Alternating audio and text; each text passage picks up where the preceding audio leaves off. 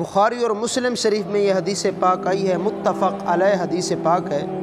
حضرت اسامہ بن زید کہتے ہیں رضی اللہ عنہما، رسول پاک صلی اللہ علیہ وسلم نے جہینہ قبیلے کے کچھ لوگوں کی طرف، جو کہ اسلام مخالف لوگ تھے، ان کی طرف حضور صلی اللہ علیہ وسلم نے ہمیں بھیجا جنگ کے لیے۔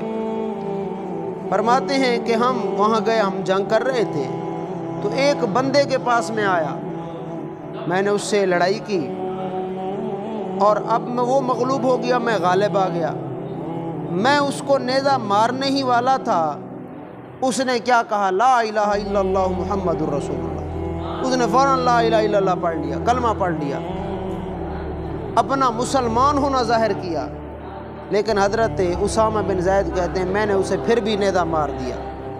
جب میں نے نیزہ مار دیا، اسے قتل کر دیا، اب میرے دل میں یہ بات کھٹکتی رہی، پریشانی رہی، یار کیا پتہ وہ مسلمان ہو۔ تو وہ کہتے ہیں میں نے کیا کیا، میں نبی پاک صلی اللہ علیہ وسلم کے پاس آیا، میں نے آ کر حضور کو یہ خبر دی۔ میں نے کہا یا رسول اللہ ایسے ایسے معاملہ ہوا، میں اسے مارنے ہی لگا تھا کہ اس نے کلمہ پڑھنا شروع کر دیا۔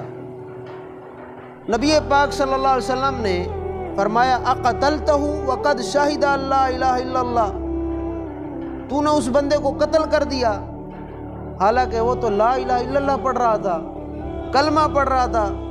حضرت اسامہ کہتے ہیں میں نے عرض کیا یا رسول اللہ، اس بندے نے یہ تو بچنے کے لیے کیا، اس نے کہا اب میں مغلوب ہو چکا ہوں اور یہ مجھے ابھی نیزہ مار کے مار دے گا، کیا پتہ اس نے یہ بچنے کے لیے کیا ہو۔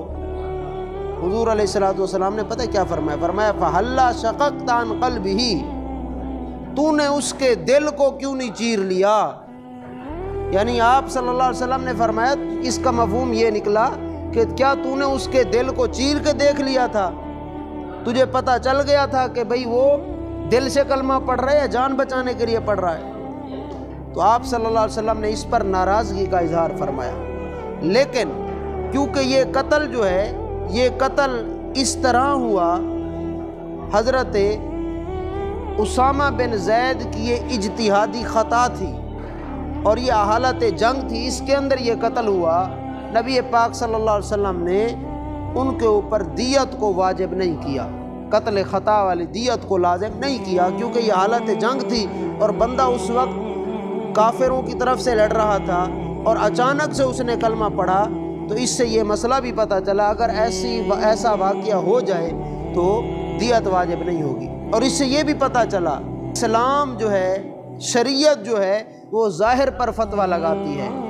نیت چاہے بندے کی جو ہو، ہاں نیت کا اظہار کر دے وہ ظاہر ہو جائے گا، تو اب ظاہر پر فتویٰ لگے گا۔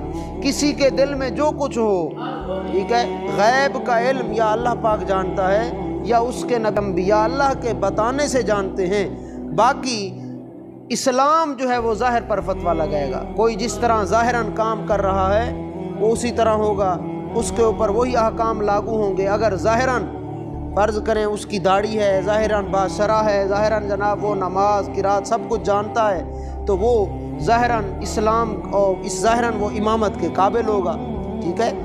اور اگر اس کا بیک گراؤنڈ پیچھے خراب ہے، کوئی معاملہ اس کا غلط ہے، اس کی نیت میں کچھ فساد ہے، ہم اس کی نیت کو یہ نہیں کہیں گے جنی بڑے بڑے جی داڑھی والے ہیں، ہم نے فلانے کو دیکھا یہ بھی اسی طرح نکلے گا، نہیں۔ اسلام نے ظاہر پر فتویٰ لگانا ہے، اسلام نیت کے اوپر فتویٰ نہیں لگاتا۔ اسلام جو ہے وہ نیت کا حال اللہ پاک ہی جانتا ہے، جو ظاہر ہوگا اسی پر فتویٰ لگایا جائے گا۔ اسی طرح کئی اولیاء اللہ کے بارے میں یہ آیا ہے، حضرت منصور حلاج رحمہ اللہ کہ ظاہراً وہ یہ کہہ رہے تھے سبحانی اعظم شانی، اپنے آپ کو سبحان کہہ رہے تھے، اپنے آپ کو اللہ کہہ رہے تھے، اور وہ معرفت میں اتنا گم ہو چکے تھے، مستغرق ہو چکے تھے کہ ان کو جناب کچھ اور دکھائی ہی نہیں دے رہا تھا، اپنا وجود بھی ان کے لیے فنا ہو چکا تھا، ان کو ہر طرف اللہ کے جلوے نظر آ رہے تھے۔